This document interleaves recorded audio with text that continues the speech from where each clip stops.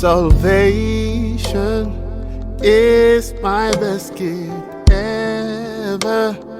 You're the tree of life. I was lost, now I am found. Uyu munsi tugiye kureba abantu 144 bashyizweho bazashyirwaho ikimenyetso cy'Imana. Abo bantu 144 bazashyirwaho ikimenyetso cy'Imana n'abamarayika b'Imana. Abo bantu ni bande? Baturuka he? Niki tubaziho? Bibiliya ibavugaho iki? Icyambere, iyo abantu bavuga kuri abantu 144 bazafite ikimenyetso cy'Imana, abantu ntibashyiramo urupfu. Ntibashyiramo urupfu, babibonera nko mu gihe cy'ubungubu turimo, kandi bizaba mu inzagihe mu gihe kizaza. Ni ukuvuga ngo abantu benshi mpamvu batavuga mu rupfu ni ukubera ko batinya urupfu, kuko kugira ngo tugere kuri iyo mibare 144 hagomba kuzabaho impfu. Ahubwo wakibaza uti, ese nzapfira mu byaha cyangwa nzapfira muri Yesu, muri Kristo? Ni ukuvuga ngo aho kugira ngo ubyihunze, ahubwo itegure muri weho mu mwuka, wishyire mu bitekerezo byo kumva ko ugomba kuba muri Kristo umunsi n'amanywa, kugira ngo nibikubita uzabe ufite agakiza kawe ugakomeyeho, aho kugira ngo bizasange uri mu byaha. Niyo mpamvu rero abantu benshi babyihunza, ukumva bari kuvuga 144 by'abantu bazafite ikimenyetso cy'Imana abariho, cyangwa se bakanyishyiramo kugira ngo bazabihunge, bazabona aho bibicikira mu mitekerereze yabo. Ariko birengagiza ko Imana izabikorera ku gihe cyayo n'uburyo bwayo, nuko ibishaka, ariko izafata abantu 144 yagennye kugira abagaragu bayo. Reka turebe. Kabiri, twumva abayehova, abahamya ba Yehova. Abantu bitwa abahamya ba Yehova hirya no hino bagenda bakomanga ku nzugi z'abantu. Abahamya ba Yehova, abahamya ba Yehova nibo abantu ba mbere wumva ko ari bo 144. Baravuga bati ni twebwe 144.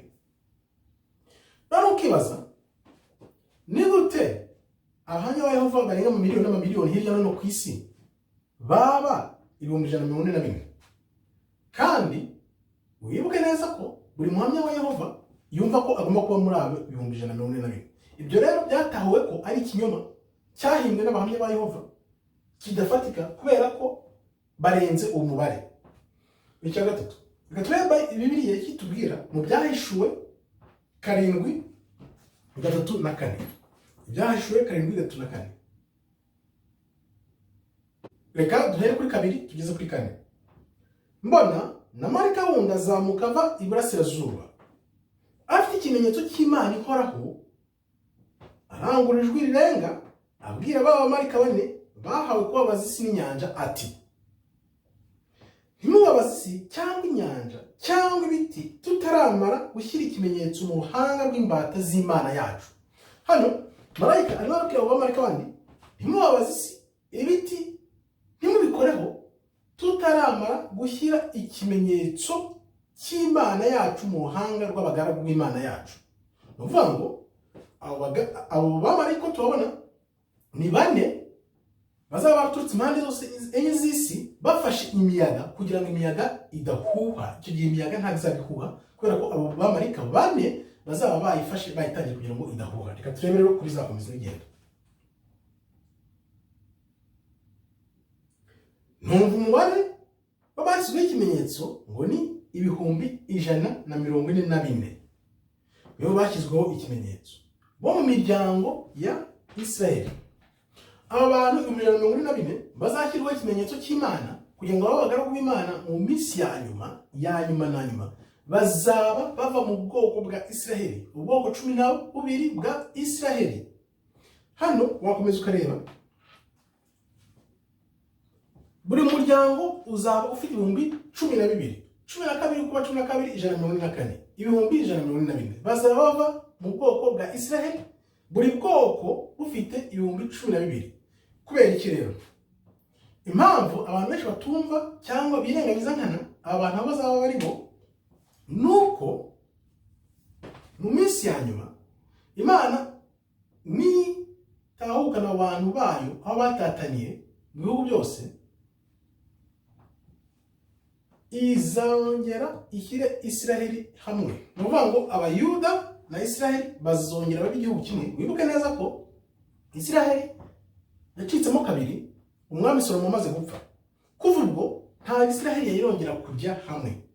Gihamya ni iyihe? Nuko wumva abantu bavuga hirya no hino ngo ubwoko 10 bwa Isiraheli bwabuze. Ubwo bwoko 10 bwa Isiraheli burihe? Ntaho bwaburiye, nta handi atari muri za mpande enye z'isi nk'uko Imana itubwira.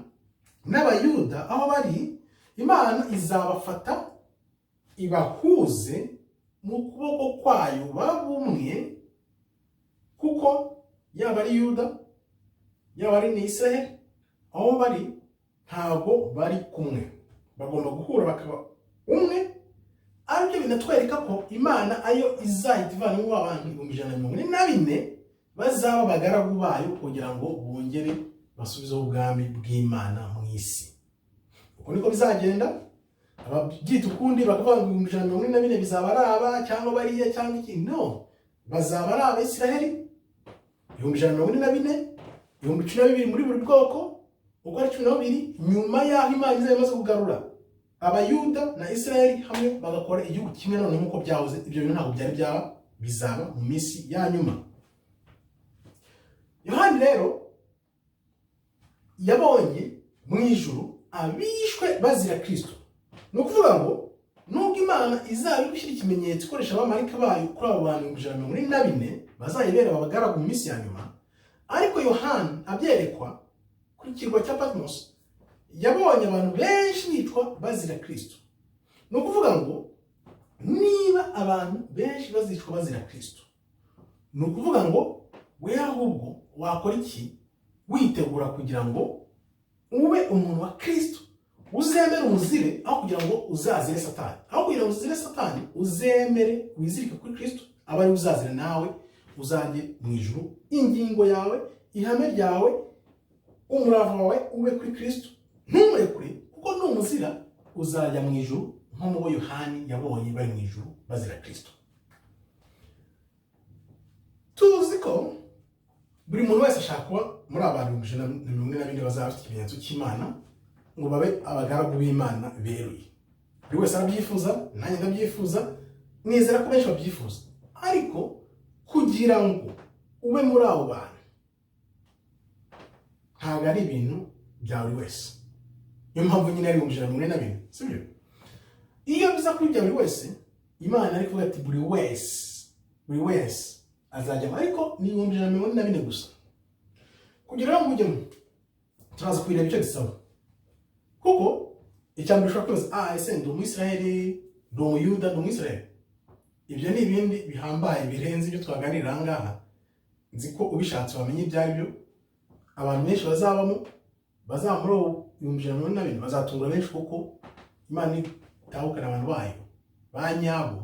Niko abantu bazamenya ngo Isiraheli ninde, Yuda ninde, banyabo kuri b'Imana nk'uko yabahanze. Uko rero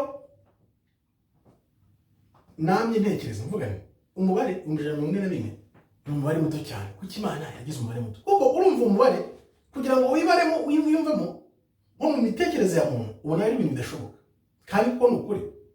Ariko tukirengagiza ko nkuko natanye mbivuga hazabaho impfu. Izo mpfu ntabwo ariyo mpera cyangwa amaherezo y'ubuzima. Nyuma y'ubuzima hari ubundi buzima. Ahubwo tukibaza tuti nyuma y'ubu buzima tuzapfira muri Kristo, ese tuzadukijijwe? Aribyo bivuga ngo uyu mubare nubwo ari muto nutanawubonekamo, ahubwo uzaboneke mu bantu bazapfira muri Kristo kugira ngo bajye mu ijuru. Kuko kujya mu ijuru nibyo bya mbere by'ingenzi kuruta uyu mubare, kuko uyu mubare tuzi ko ari abantu bihariye b'Imana izitoranyiriza ubwayo bikirenga. Ntabwo rero wakwigeranya n'abo bantu utari ku rwego rwabo, kuko urwego rwabo abantu benshi ntabwo bazi uko agaciro rufite cyangwa ingufu rufite, kuko babivuga uko bishatse kugira ngo muri aba bantu 140 ndaza nkubwire mu mwanya icyo bigomba icyo bisaba. None rero icyatumye mbona ko uyu mubare atari mutoya mu rundi ruhande ni iki?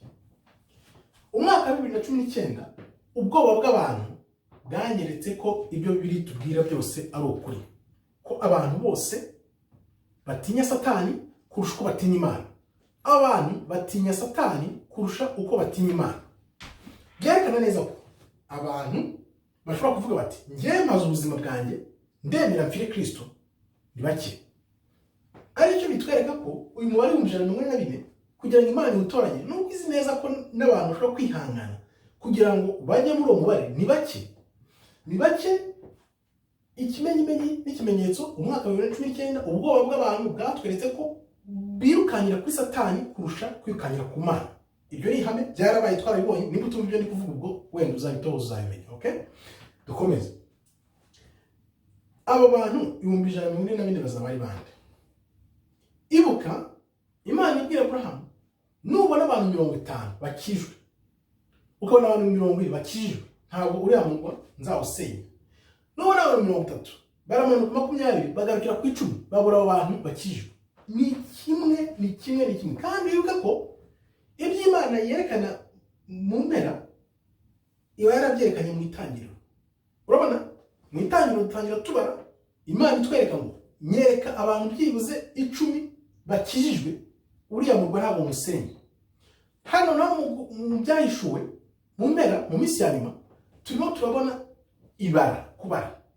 Urumva ko Imana yerekanira itangiriro mu mpera n'Imana ikayerekanira mu itangiriro. Niko Imana ikora. Imana nikora nk'umuntu kandi Imana ntigendera ku mabwiriza y'umuntu na gato nk'uko abantu babyiyumvira bashaka guhunga ukuri cyangwa ngo bumve ko bamerewe neza. Ariko ukuri kw'Imana uko kwanditse nuko Imana ikora ibintu uko ishaka ku murongo wayo kandi nta muntu umwe ushobora kubwira Imana icyo yakora.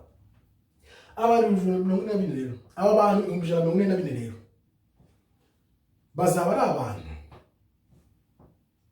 bihariye b'Imana, bakunda Imana kandi bagendera mu mucyo w'Imana. Tubwirwa n'iki? Bahaye urugero rwa Abraham.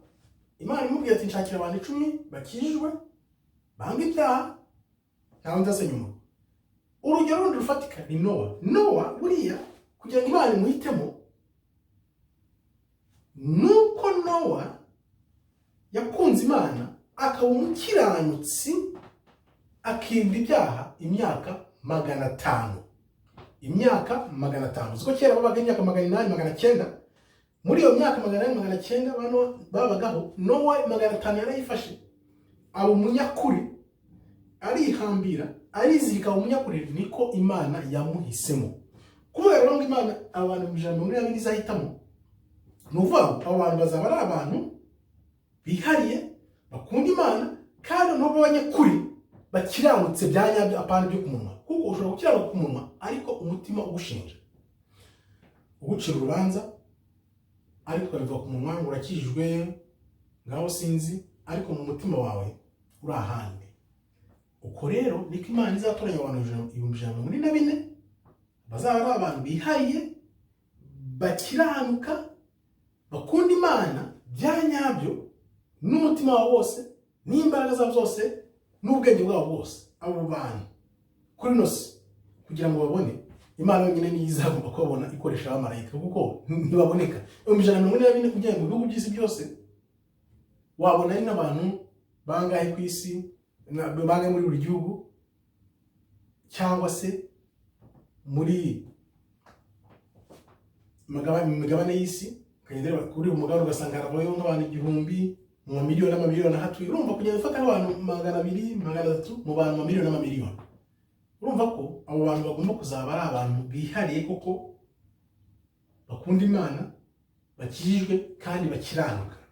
Nakubwira nti rero wihangayika ko ushobora kutazamura abantu 140 nkuko nakubwiye. Buri wese yifuza kubamo utabayemo, ahubwo haranira iteka kuzaba mu bazapfira Kristo kugira ngo ahubwo noneho uzajye mu ijuru, noneho uzaba nawe 140 mu gihe muzaba muyoboranye musabanye muri mu bwami bw'Imana nta ndwara, nta bibazo, nta kintu na kimwe kigutera ubwoba. Ibanga nuko uba muri Kristo, noneho nturangamire kuba mu 124, urangamire kuzajya mu ijuru, uzagereyo amahoro. Icyo nicyo nkwifuriza, icyo nanjye niyifuriza ubwanjye, kandi nzi ko bishoboka kuko dushobora gutsinda icyaha tukibuka umwami wacu Yeshua HaMashiach, Kristo waducunguye kugira ngo tuzabone ubwiza bw'Imana tutabonesha amaso ya muntu. Murakoze rero, Imana ikomeze ibarinde. Shalom, shalom, shalom.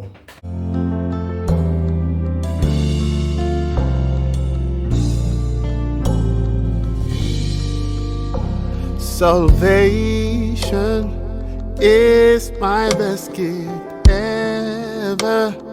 You're the tree of life. I was lost, now I am.